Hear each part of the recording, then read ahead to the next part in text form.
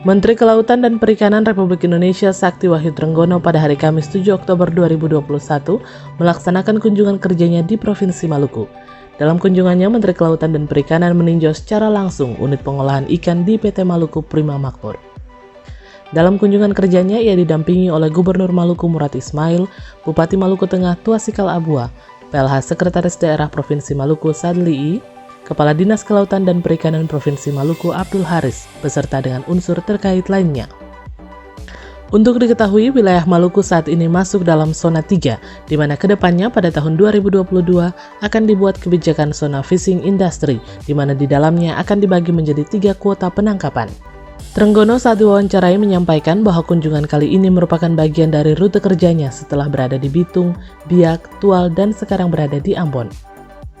Kedepannya akan dibuat kebijakan pada tahun 2022, di mana akan disebut zona fishing industry, yang di dalamnya dibagi menjadi 3 kuota dalam penangkapan.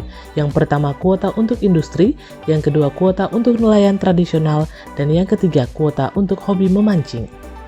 Ia menambahkan hal tersebut guna mencegah terjadinya overfishing, yang merupakan akibat dari penangkapan yang tidak terukur, di mana dapat menyebabkan keberlanjutan populasi perikanan menjadi terancam. Hal inilah yang menyebabkan pentingnya meregulasi, melaporkan, dan menjaga adanya unregulated fishing yang bukan hanya berasal dari luar negeri, tetapi juga yang berada dari dalam negeri. Menteri KKP ini juga mengatakan bahwa manfaat kedua dari pelaksanaan kebijakan ini adalah guna menggeser industri perikanan yang selama ini berada di Pulau Jawa menjadi industri perikanan di masing-masing wilayah. Dirinya berharap industri perikanan di Maluku dapat maju.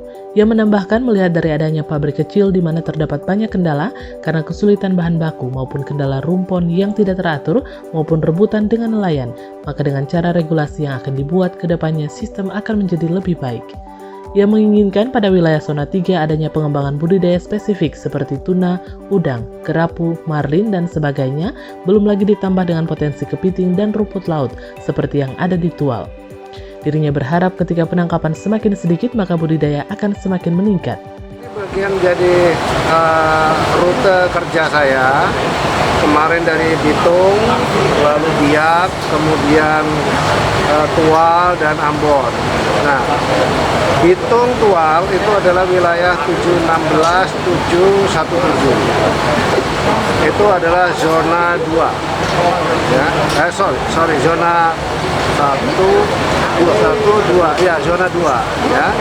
Lalu kemudian 714, 715, 718 itu di wilayahnya Pak Gubernur. Nah, ini adalah zona 3.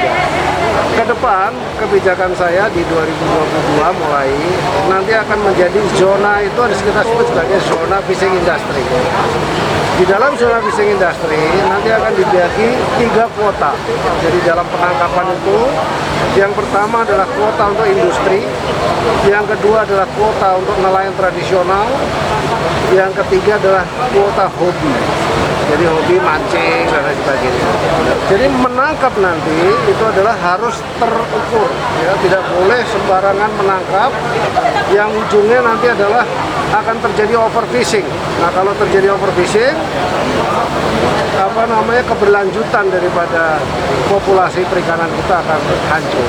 Inilah yang saya sebut sebagai bagaimana kita melakukan meregulasi dan melaporkan, ya, dan menjaga supaya ilegal itu tidak ada lagi. Karena ilegal, unreported, unregulated fishing itu bukan hanya dari luar, tapi juga dari dalam negeri.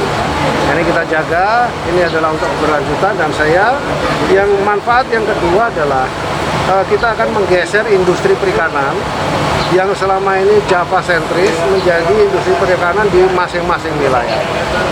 Jadi nanti di wilayahnya Pak Gubernur ini dimulai dengan industri perikanan yang maju. Nah, ini saya melihat ada satu pabrik di sini yang masih kecil, ya. Ini karena dia kesulitan bahan baku.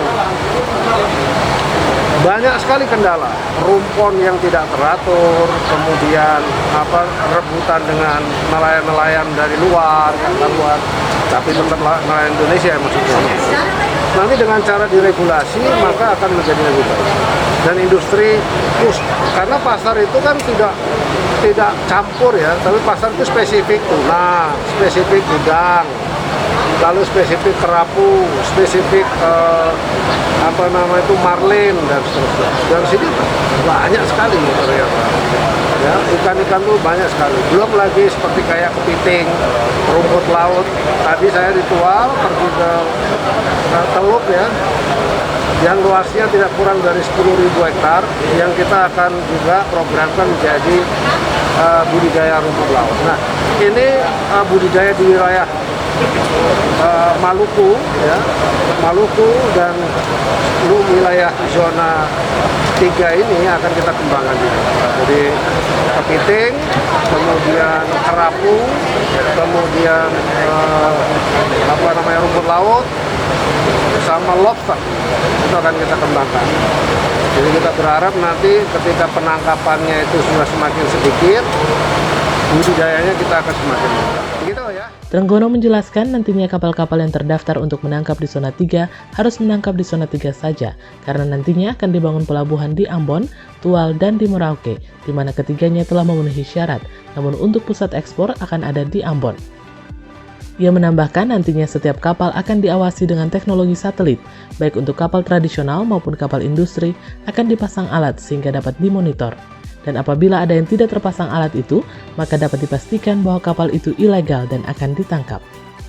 Menutup wawancaranya, ia menyampaikan jika pengawasan dapat ditingkatkan dan dilakukan oleh semua pihak, maka industri dapat berkembang dan semoga 5-10 tahun yang akan datang, kota Ambon dapat menjadi kota satelit yang hebat.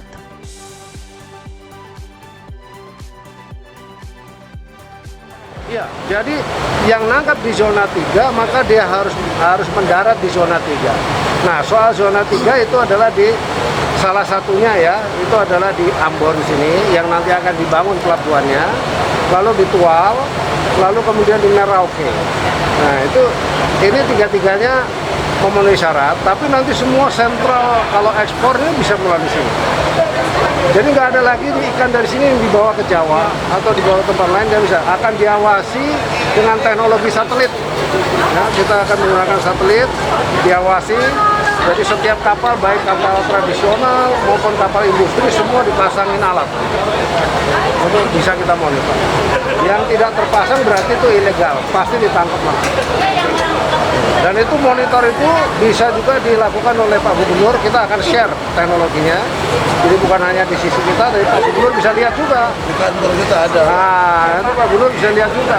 Jadi kalau pengawasan kan harus semua pihak ya, supaya industrinya berkembang. Jadi harapan saya ini legacy, barangkali 5 tahun yang akan datang atau 10 tahun yang datang, ini menjadi kota satelit yang hebat gitu ya.